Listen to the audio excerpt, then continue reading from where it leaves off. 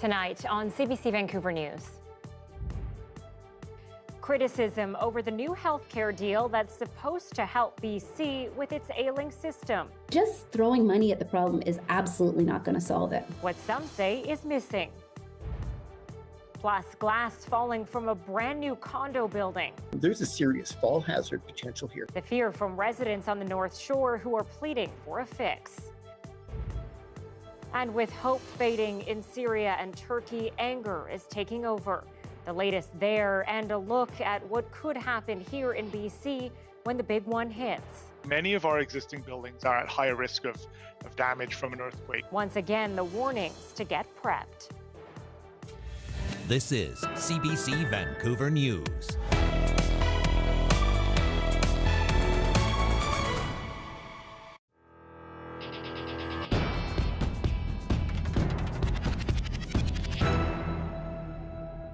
Good evening and thank you for joining us. I'm Anita Bathe. We begin tonight with breaking news. A warning, these details may be disturbing to some viewers. BC's police watchdog says it is looking into the death of an off-duty police officer in Langley. The Independent Investigations Office says RCMP officers were trying to find a man they believed was in distress at a business this afternoon. That business was in the area of 201 Street near Golden Ears Way. It's an indoor gun range that's located on that block. The IIO says the man, identified as an off-duty officer with the Surrey Police Service, suffered a serious injury. They say it appears to be self-inflicted, and the man has since died. The Surrey Police Service says it is working to support the officer's family and friends, including his fellow officers. Well, there's criticism tonight over new money being offered up by Prime Minister Justin Trudeau, meant to help BC with our ailing healthcare system. All the provinces are getting it, but as Yasmin Renea reports, there are concerns money alone isn't the answer. Checking my blood pressure. The federal government is calling the deal a generational fix for an ailing system, but not everyone agrees. Often, solutions to deeper systemic problems end up being throw money at it. And that actually hasn't solved the problems in the past. Ottawa says it's prepared to spend about $196 billion on healthcare over the next decade, including $46 billion in new spending and an immediate $2 billion top-up to this year's Canada Health Transfer. Schroff says there should be more conditions on where the money can be spent by provinces. Access to primary care might not be improved at all unless the conditions are really strictly put on there. And that means problems like long wait times at walk-in clinics would continue. New data compiled by Canadian tech company Medimap shows Victoria has the second highest wait times in the country for walk-in clinics. Patients there wait an average of 137 minutes or more than 2 hours per visit.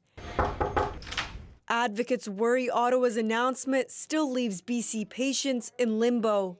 They tell us about the hours that they spend sitting in ERs because it comes to a point where there is nowhere left for them to go.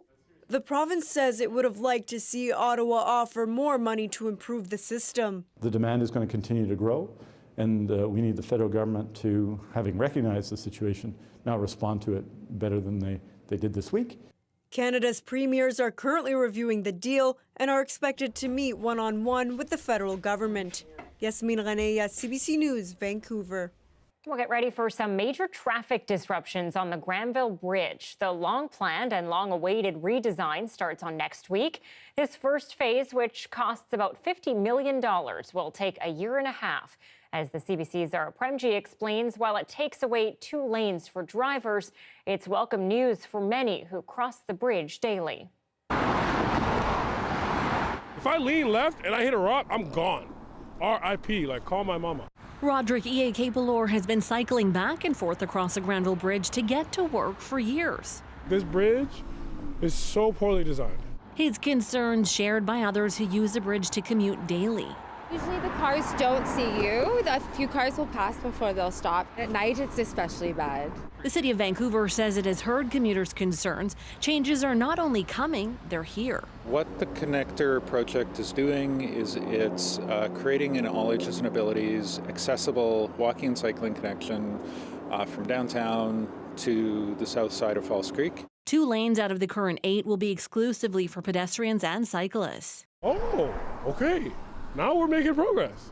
City of Vancouver did something, hey. So that's fantastic because I use this bridge a lot with my child and it can be a bit nerve-wracking. The Granville Bridge dates back to the 1950s and was not designed with pedestrians in mind. It was designed as a part of a high-speed, high-volume freeway that was never completed. The goal with this project was really to get that core piece of connection in place. Along with this, the project is also replacing the north loops at the north side of the bridge, which will be replaced with a new network of streets. When complete, there will be a total of 6 lanes on the bridge for vehicle traffic, 3 in each direction. We're not expecting major congestion from this. There's a lot of space on the bridge, like there's 4 lanes in either direction. Essentially, all the traffic fits into 2 lanes in either direction. But even if there is a little congestion or a holdup, honestly, long-term gain, short-term pain. Now, if you're a cyclist, pedestrian, or driver, remember to pay attention to the signs to know what could be closed during the next year and a half of construction. Also, as far as the next phases go, the City of Vancouver says they're not too sure if and when those will begin. Zara Premji, CBC News, Vancouver. Residents of a brand new condo building in North Vancouver are worried about safety after 2 glass panels have shattered and fallen at least 30 meters in the last 2 months. As Wagstaffe reports, they say their own patio is leaning away from the building and no one has come by to inspect it. It fell from the 15th floor patio. I believe it was the 6th panel in, and then it hit several patios on its way down. Matt Smith has been renting an apartment on the 8th floor of the tower at 1471 Hunter Street since September. He says a glass panel that shattered in December also fell onto a common walkway and courtyard. But Smith's concerns about his own balcony started even before the glass fell. It does not just have an excessive slope, that it's actually leaning away from the building. Smith and his partner reported the issue to the developer back in December, about a week before the first panel shattered. Monday, his partner came home to find glass shards covering their balcony after a second panel shattered right above their unit.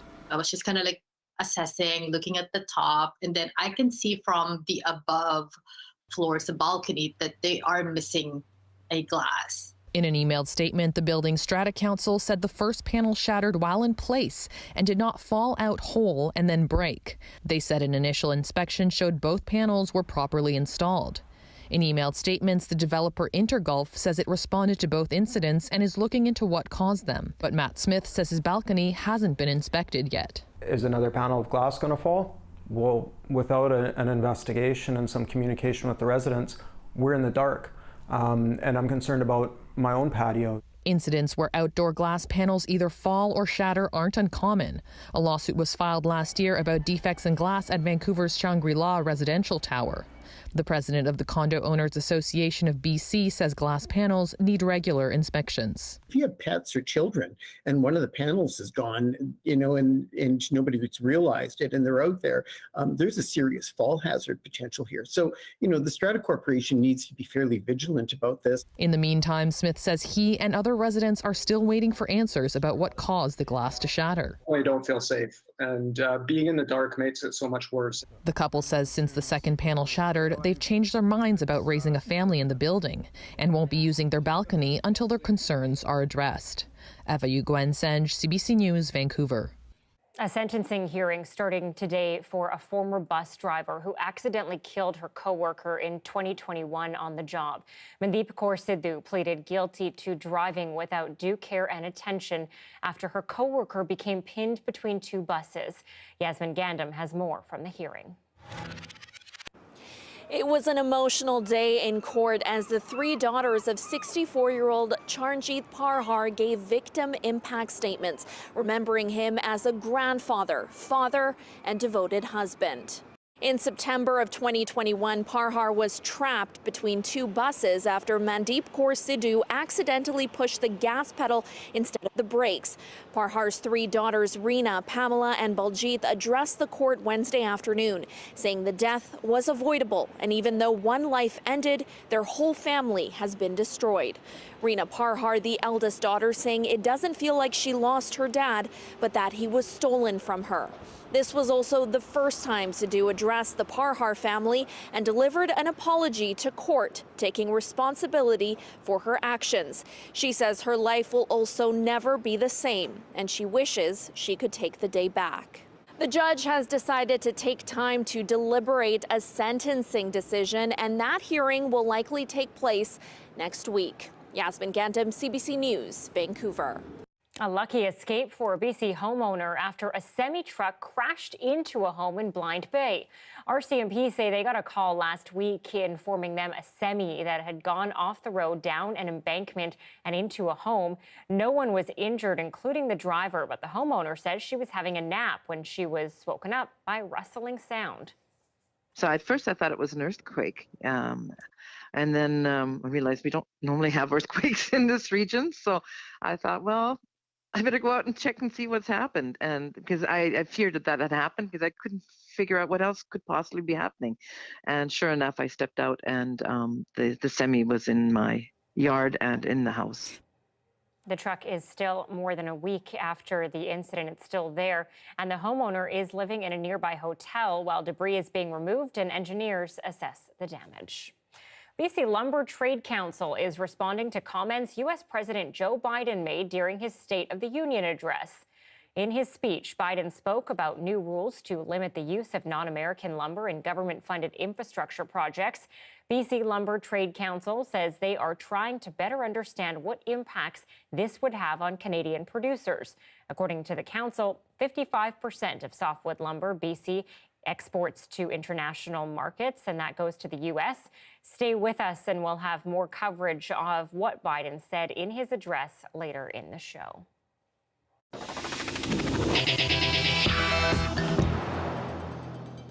Turning now to the ongoing rescue effort in Turkey and Syria, where 3 days after that devastating earthquake, survivors are still being pulled from the ruins. The CBC's Briar Stewart is in the city of Pazarcik, close to the epicenter of a disaster that's still unfolding. Take a look. Desperate scramble toward one of the first aid trucks to arrive in the city of Pazarcik. It was at the epicenter of the second deadly quake that struck Turkey. Much of this community is now unlivable, and many of the dead still lie buried. Residents say these rescue crews arrived 36 hours after the quakes. They're trying to find the 8 people believed to be under all of this. We cannot stand it anymore, says this woman. I've been constantly crying.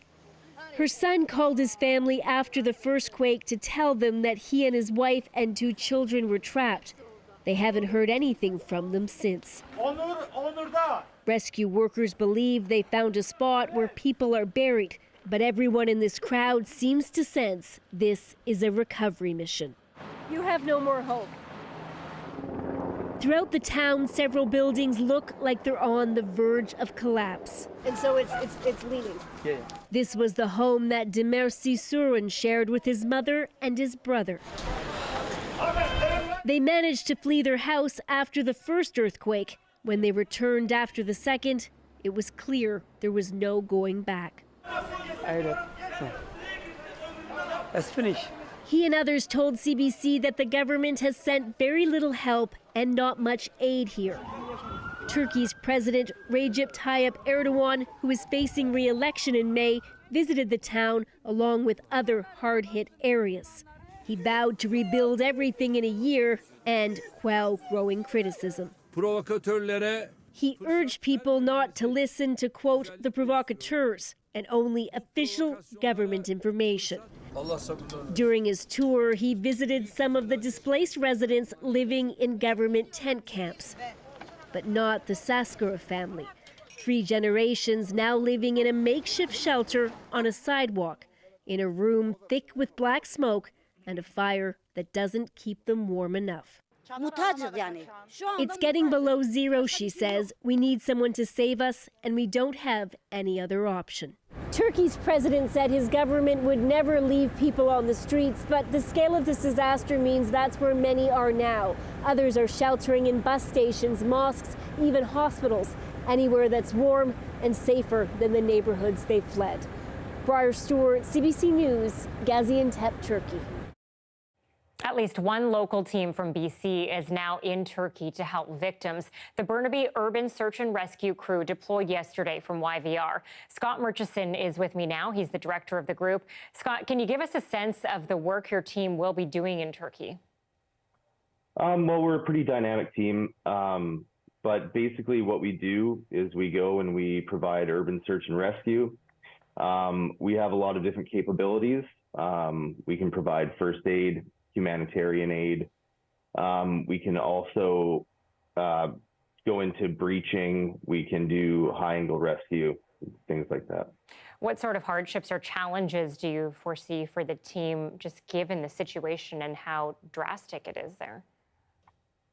So far, since they've been there, they've just arrived at their base camp. They've seen quite a lot of devastation there.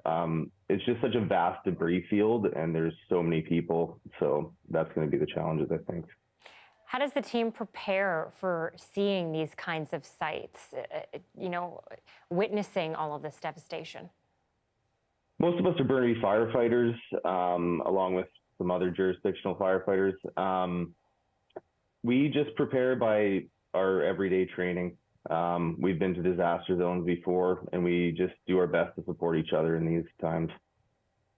Just before we let you go, you just got off the phone with your crew there. What did they say that struck them when they got off the plane and saw the damage? Just the vast amount of devastation that was going on. We've been to a couple places that have had earthquakes before, and this is much worse than what we've seen.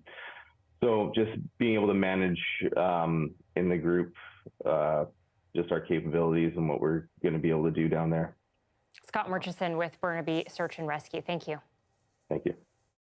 Emergency management officials are calling the devastating earthquakes overseas a wake-up call on what could happen along the BC coast. Modeling of similar-sized earthquakes near the Lower Mainland show devastating impacts in Metro Vancouver. Our John Hernandez reports on how you can be prepared. It's never been a matter of if, but when a big earthquake might hit the BC coast. The horrors seen overseas, a blunt reminder of what's at risk. It draws parallels to events that we could experience here in Vancouver. While seismologists are worried about a major earthquake known as the Big One, there is particular concern over what might happen if a smaller earthquake, similar to what was recorded in Turkey, happened closer to Vancouver, which could prove more damaging. These kind of earthquakes, generally speaking, will not be as big as megathrust events, but because they are closer to population centers and the fact that they can also be shallow also means that the shaking can be strong enough to cause damage. A city analysis modeled the impacts of a magnitude 7.3 earthquake in the Georgia Strait about 30 kilometers away from Vancouver. It found that more than 150 buildings would likely collapse, more than 10,000 would be damaged, costing at least $8 billion. 11,000 people would likely be hurt, and more than 1,100 people could die or be severely injured. The hardest hit neighborhoods would be downtown, the West End, and the downtown East Side, with older residential and commercial buildings to be the most severely damaged. Buildings built in the past were not subject to the same rigor as the current building code. So many of our existing buildings are at higher risk of damage from an earthquake. The province would then immediately activate its coastal response to deliver emergency aid, food, and water, a scenario it's currently practicing. There are almost 200 organizations involved in this exercise.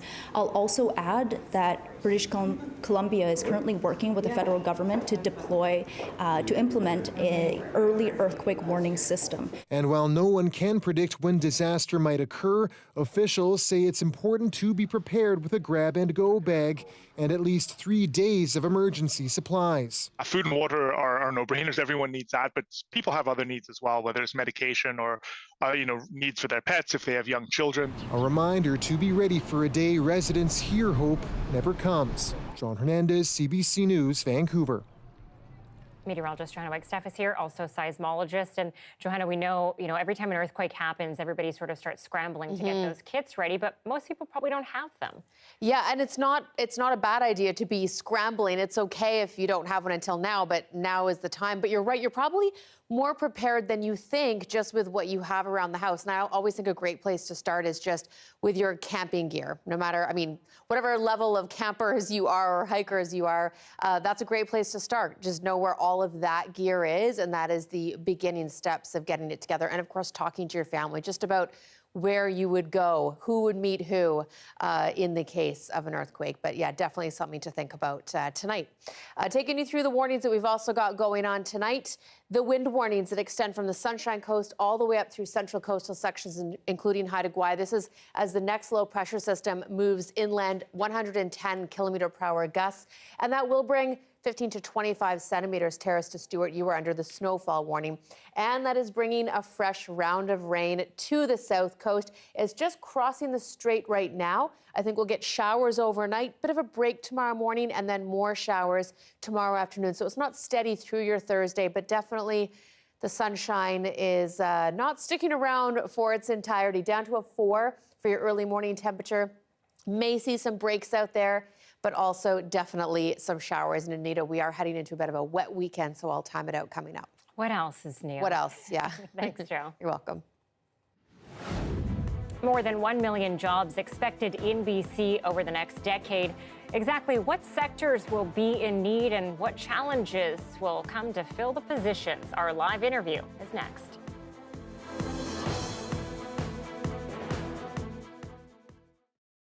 Thanks for watching our commercial-free live stream tonight. The TV show The Last of Us is it's one of the biggest hits of the year. It began shooting in Alberta during the summer of 2021, wrapping production a year later. And we spoke to onlookers who were eager to catch some of the behind-the-scenes action.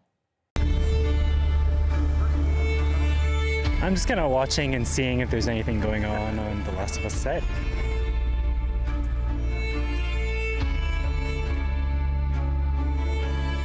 In the game, there's a lot of, zombies and infected people. And I haven't seen any of those guys yet.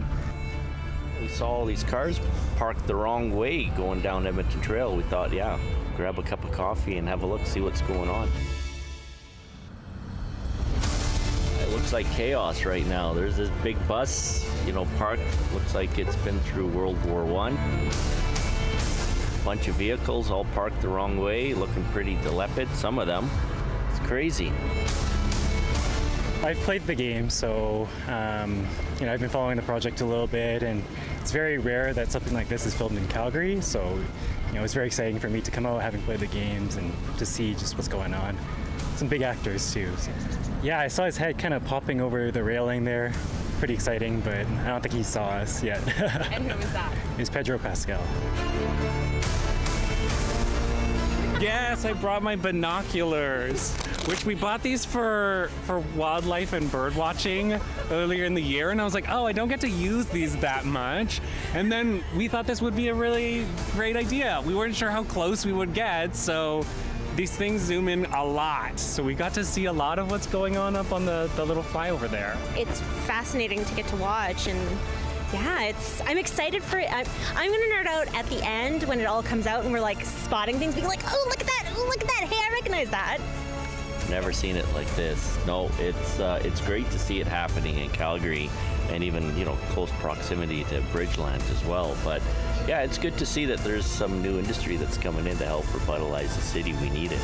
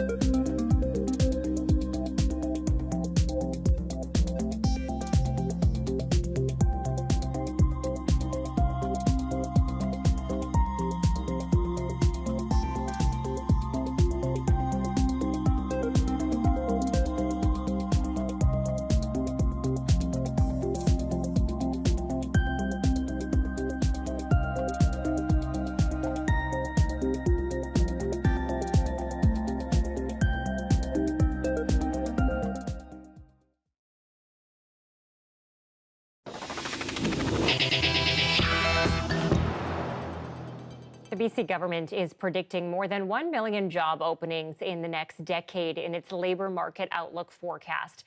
Of the more than 1 million jobs becoming available in the next 10 years, 63% will be the result of retiring workers. A third of the job openings will be filled by people with a bachelor's, graduate, or post-secondary degree, and another third are expected to be filled by newcomers to Canada.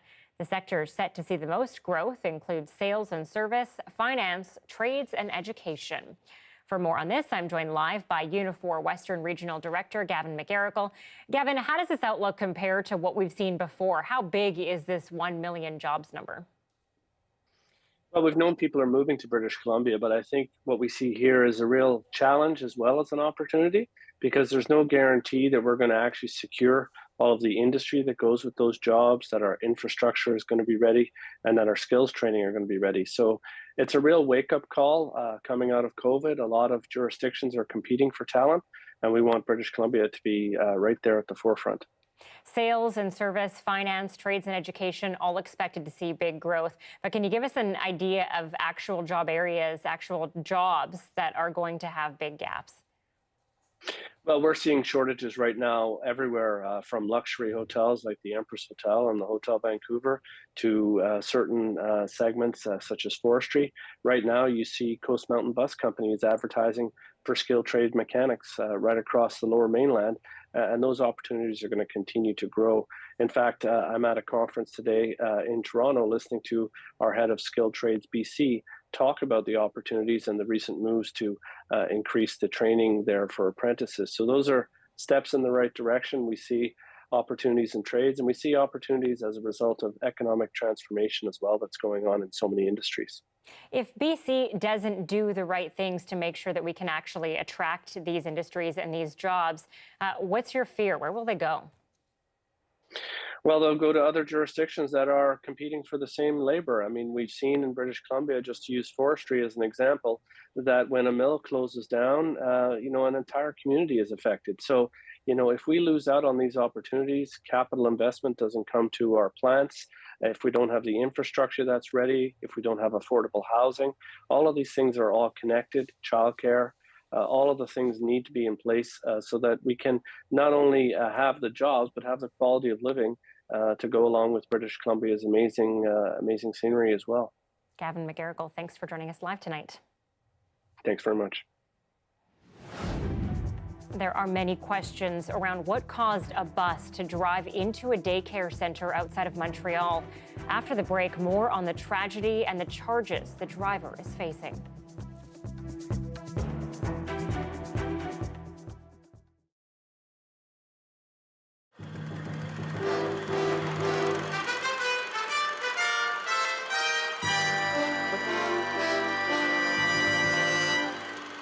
There is a land where two oceans meet, where wild animals come to drink, where you come to dine in splendor. This is a commercial promoting South Africa. There are several pictures showing blacks and whites together, seemingly getting along okay. But Tyrone and Cindy Price think the ads paint a false picture, and they're not happy the South African Tourist Board has a booth at this year's travel show at the PNE. When the Canadian government has come out and said that they are against the apartheid system in South Africa, how can they allow these people to come in and try to get Canadians to go there?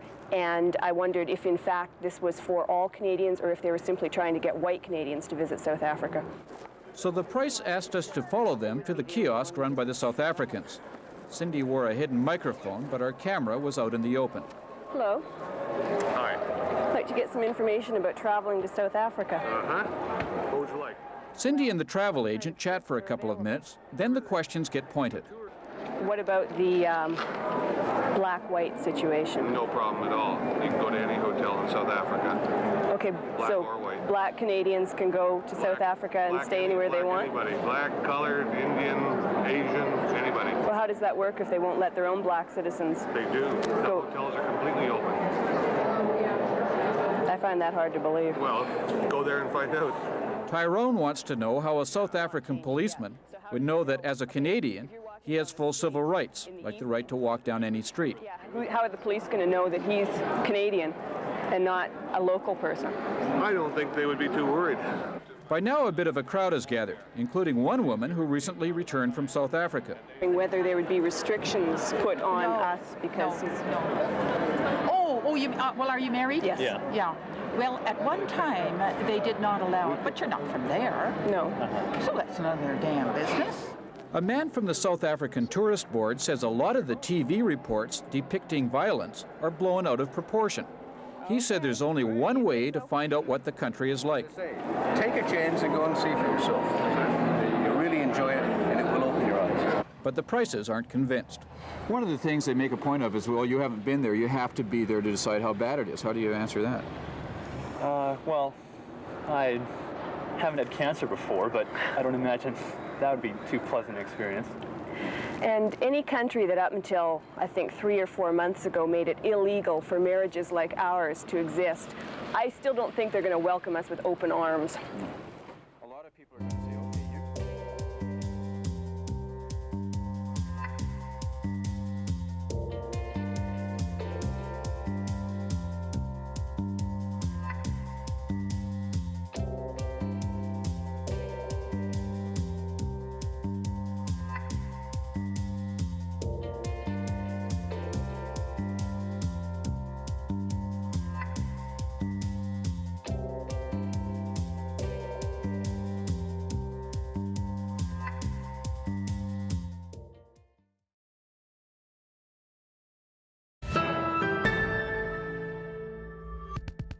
Two Quebec families are mourning, and so many more are still in shock.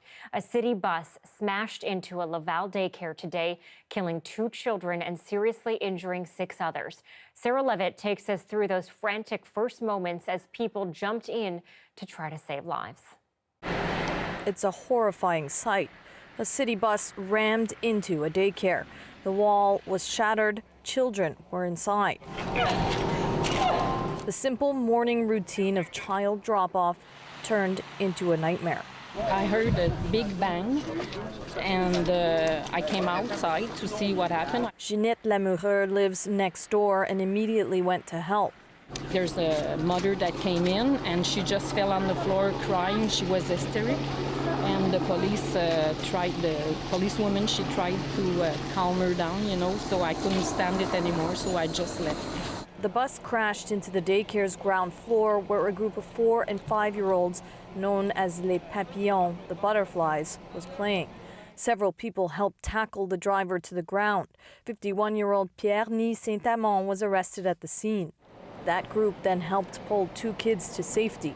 Hamdi Ben Chaban says they heard the voice of a little girl still inside, but the roof began to collapse before they could get her out. Nathalie Vaillancourt says her husband helped grab kids that were under the bus. He was left too shaken to speak with us. As news spread, parents arrived filled with fear.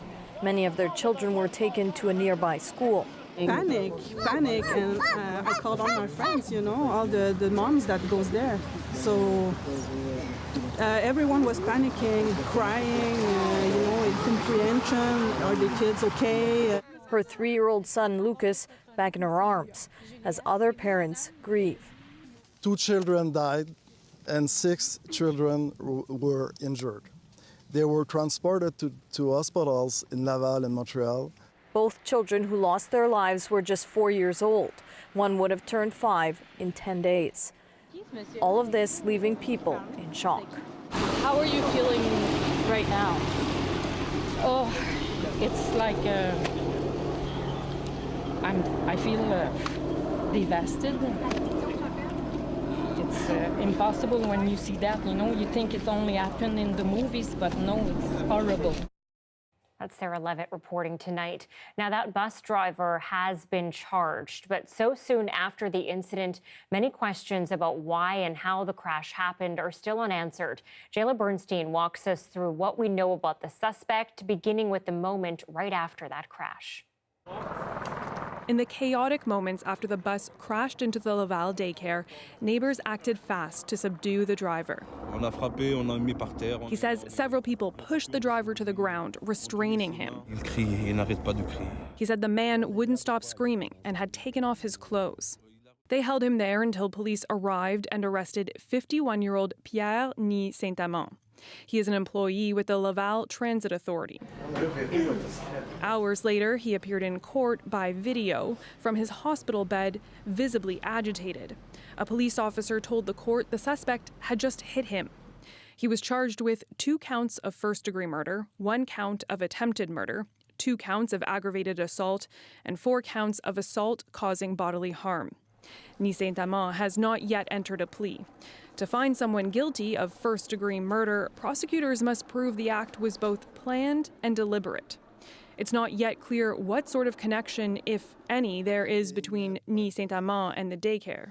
The investigation is ongoing and the motive remains unknown. To end up here, the bus had to go down a cul-de-sac and then across a parking lot before hitting the building. Both the Laval Transit Authority and the union representing bus drivers say they are cooperating fully with the investigation. In a statement, the union said its hearts go out to the families and employees of the daycare affected by this tragic event. We are deeply distraught. The suspect is expected to make a procedural appearance in court in person next week. But the community may have to wait longer before it gets any answers as to how or why this horrible tragedy could happen. Jayla Bernstein, CBC News, Laval. Long wait times have been a major concern in Canada's healthcare system for many years. The pandemic only made the delays worse. One proposed solution, which has been getting a lot of attention lately, is moving more procedures into private clinics. But it's not a new idea. As Mike Crawley shows us, a loophole in Canada Health Act already allows patients to move to the private system if they pay the cost themselves.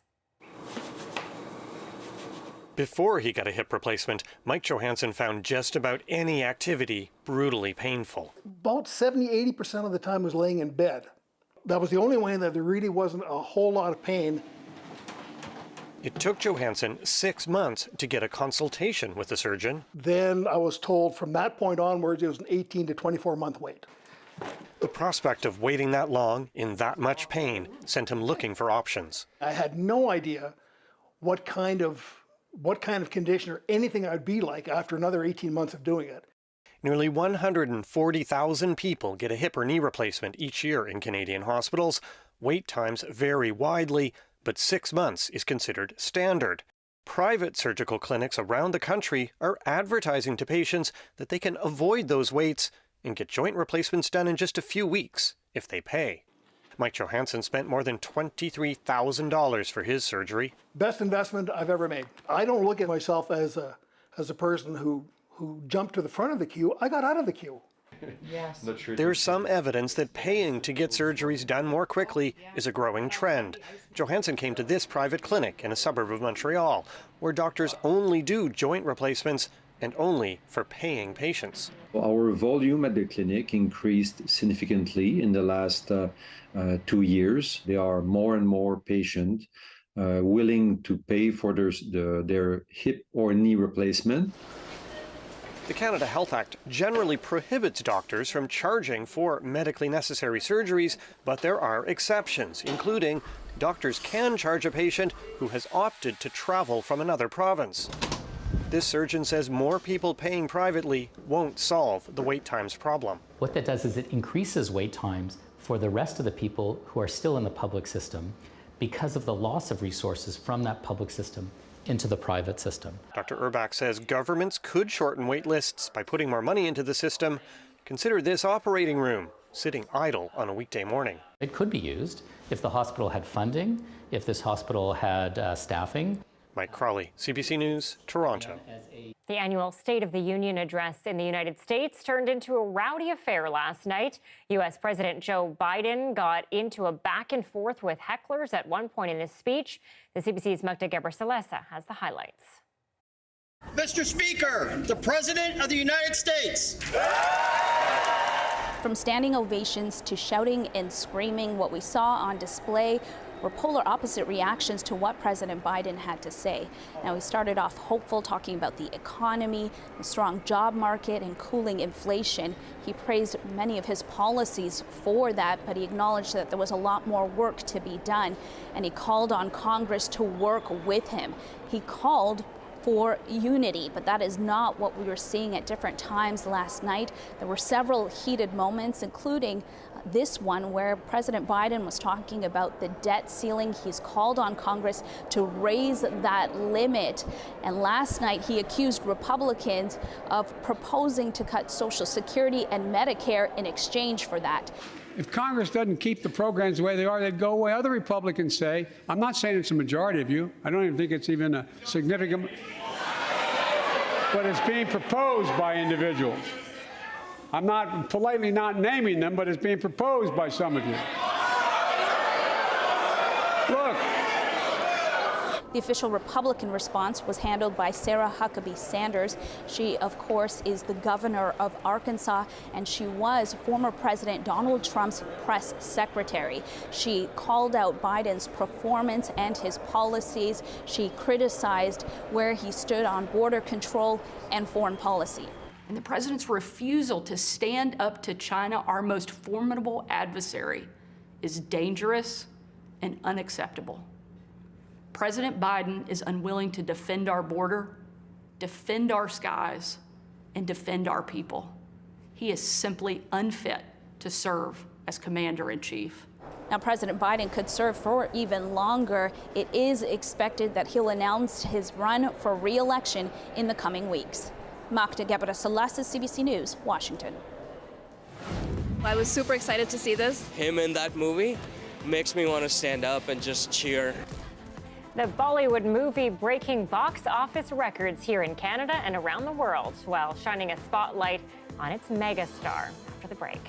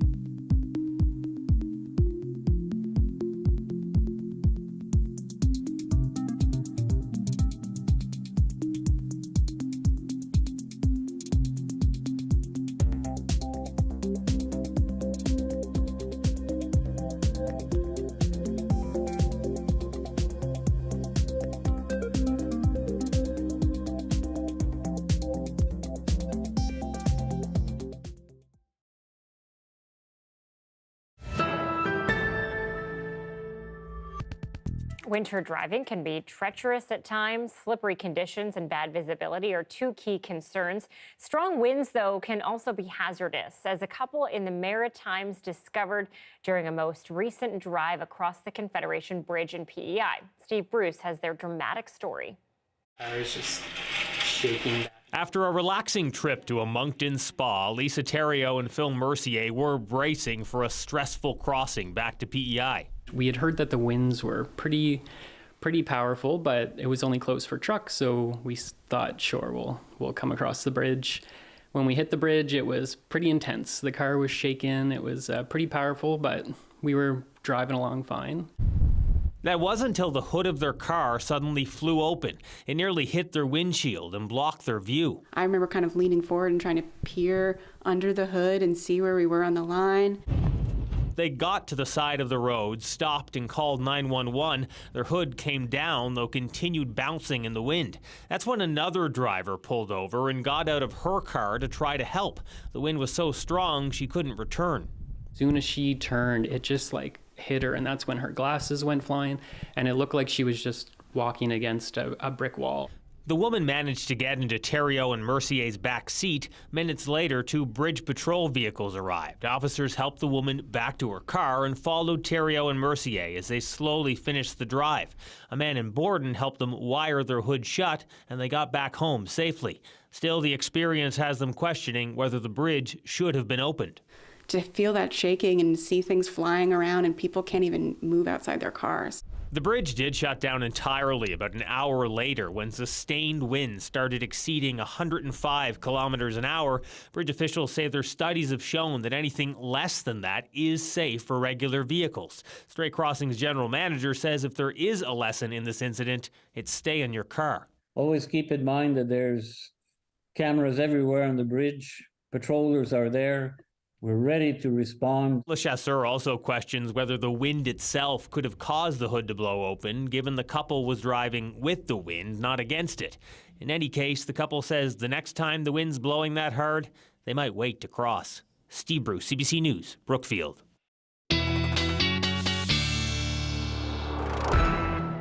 Meteorologist Johanna Wagstaffe is back with the forecast, and it was a lovely forecast today. Yes. That sunshine was out there and it was beautiful. Oh, it was so nice to see it just for a moment, Anita. And if you did miss it, we've got it on the time lapse. Take a look at our cam out towards the inlet, and you can see clear skies to kick off our Wednesday. Some low-lying fog. If you were up early enough, it was dense for a moment over the water.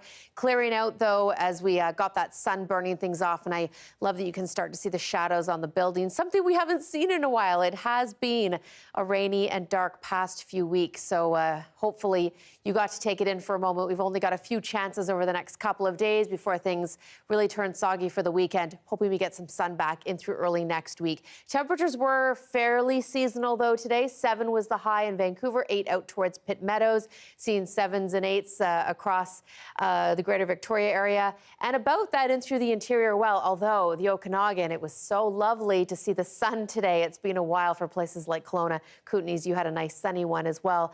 We're now getting this system spreading across the province tonight. That's bringing a fresh round of snow for everyone. Prince George, you'll see flurries changing over to freezing rain in the afternoon, and tomorrow night, Kelowna, you could pick up a couple centimeters, more like 2 to 5 as we head out towards Cranbrook. And it is rain and winds for the coast. We're going to see that as showers through our Thursday into Friday. And we've got all the systems lined up in the Pacific. It's a bit of a train bringing us soggy weather right through to Monday morning. There's the snowfall totals through to the end of the weekend. And you can see there are some strong bullseyes getting over 100 centimeters for our coastal mountains. We'll be watching that avalanche risk change dramatically over the next couple of days. Okay, hoping for some sun again on Friday in between the rounds of showers. We'll have to break that down tomorrow. Saturday and Sunday do look like more rain than not. Sunday is the wetter of the 2 days at this point, and temperatures coming down a bit. At this point, the rain ends Monday afternoon, and I think we'll get a good stretch of sunny weather, but cooler temperatures. That's sort of the trade-off we get this time of the year. It's either sort of wet and mild or cold and clear, but I think we're ready for some more sun, Anita. I think so. Yeah. It is a rainy Super Bowl Sunday, but you know people will be inside. So it's chilly time. Yes. Thanks, Joe. You're welcome. In theaters from Vancouver to Halifax, movie fans continue to fuel a Bollywood renaissance. The spy thriller Pathaan has already set new box office records, restoring confidence to a flagging industry. Eli Glasner shows us Canada's contribution to a film some see as an important turning point. After a rough couple of years for the entire film industry, the energy and excitement is back in Bollywood theaters. All thanks to the return of India's biggest star, Shah Rukh Khan, and a movie called Pathaan. If you haven't seen a Bollywood film recently, it may surprise you. The movie about a super spy named Pathaan battling a terror group looks a lot like a Mission Impossible film starring Tom Cruise, but with one big difference. Would you say Shah Rukh Khan is comparable to Cruise? Is he like your Cruise? He's bigger. He's bigger? Yeah. He's bigger. Tom Cruise can't do these dances. Over decades, Shah Rukh Khan built a following with billions of fans, but his future was in doubt. Some of his previous movies that came out a few years ago haven't done that well. So people kind of started, the chitter-chatter started around like, is he done? Judging by the sold-out screenings, even with street parties, the answer is no. Opening weekend smashed records despite protests from Hindu activists offended by a scene with a woman in a bikini. And the power of Pathaan is reaching far beyond India's borders. In North America, it set a new Bollywood attendance record with 9 out of the top 10 box offices right here in Canada. At this suburban Toronto theater, fans welcomed the return of the man known as SRK. I was super excited to see this. Him in that movie makes me want to stand up and just cheer. Khan's character is part of what makes the success such a surprise. In a country where the Muslim minority has been a focus of violent attacks, the hero's name has a special connotation. Pathaan is a term that is used for Afghans and for communities on the northwest frontier, and so it's usually associated with a Muslim identity. This expert says Bollywood often depicts Muslims as the bad guys, terrorists and wife abusers, not Pathaan. In this film, you see a Muslim man in an unambiguously good role and also as a patriot. The hope is this more tolerant blockbuster is part of a new trend. Eli Glasner, CBC News, Toronto. I think there is a real gap in our curriculum. Teaching future hairstylists with an eye to Indigenous traditions. After the break, a look at one BC college's attempts to indigenize part of its curriculum.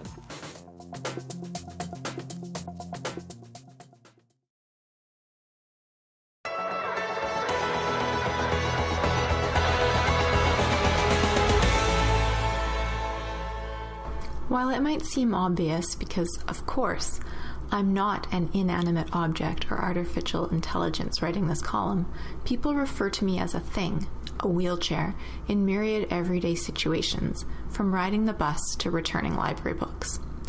Perhaps if you use a mobility device, you might be nodding knowingly, having heard this phrase directed your way.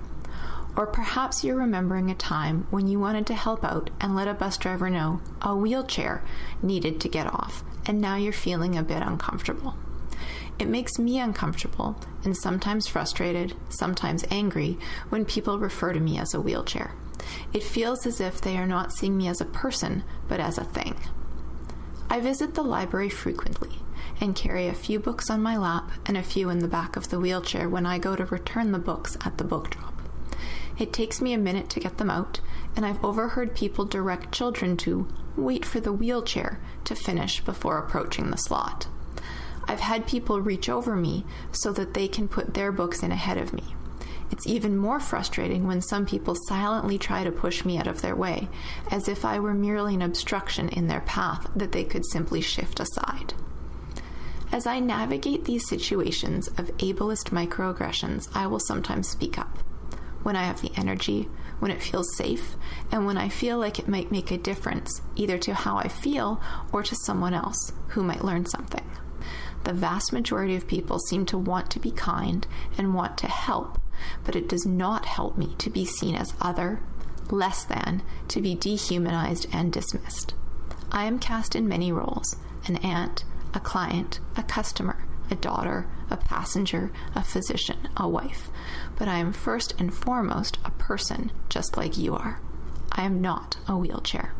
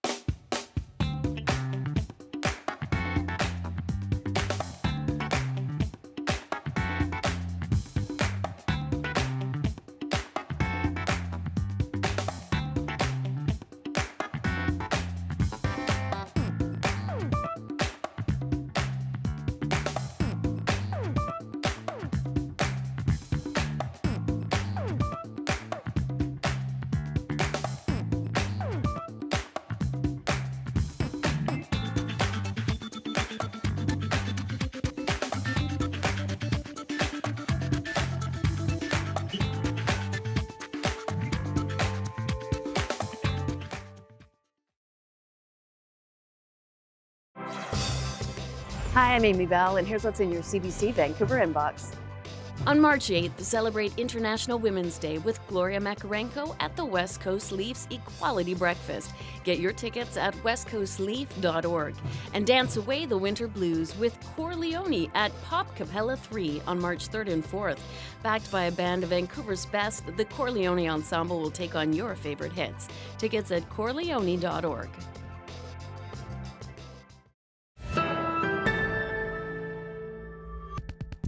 A college in the Kootenays has developed a program for faculty with the goal of uplifting Indigenous voices. The program is called the Dialogues with Indigenous People, and it gives teachers the opportunity to meaningfully incorporate the community's knowledge into their curriculum. As the CBC's Corey Bullock reports, the hairstylist program at College of the Rockies is the first of its kind in the province to indigenize its hairstyling program. It's not every day that you see cultures coming together and participating in each other's beliefs and teaching one another. Barbie Torres is studying to become a hairstylist at College of the Rockies in Cranbrook. As an Indigenous student, she says she's proud to learn in a program that values her culture. Hair's always been sacred. I've known that since growing up, and my auntie is an Indigenous elder. She's a Métis elder, and she was diagnosed with cancer last May. So I shaved my head last May. And it released a lot of trauma that I've had in the past. So it was like a weight lifted off my shoulders after I've done it. Torres says that a haircut is often part of the grieving process when a friend or loved one dies. She explained that braids are sometimes seen in Indigenous cultures as a symbol of strength and wisdom. I think there is a real gap in our curriculum there. Hairstylist instructor Gwen Stewart has spent the past few years working with Indigenous leaders and elders. She says her goal is to have a classroom and a salon that is culturally sensitive and respectful.